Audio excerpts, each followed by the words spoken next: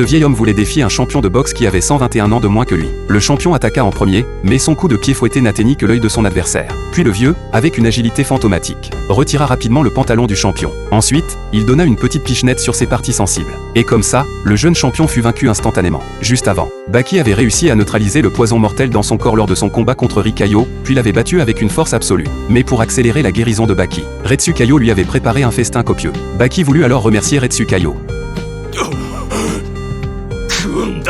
En un rien de temps, Baki dévora tous ces mets délicieux. Mais ce n'était que la première étape de sa guérison. Retsukayo apporta un seau de 10 kg d'eau, puis y versa 4 kg de fructose. Il mélangea le tout avec ses mains. Puis il prit ses 14 kg d'eau sucrée et les versa entièrement dans son estomac. La raison n'était pas seulement de redonner des forces à Baki, mais aussi de réparer les cellules endommagées par les toxines. Au moment où Baki finit de boire l'eau sucrée, son corps se mit à dégager une énorme quantité de vapeur, ses muscles récupéraient rapidement, et tout son corps rayonnait d'une lueur dorée.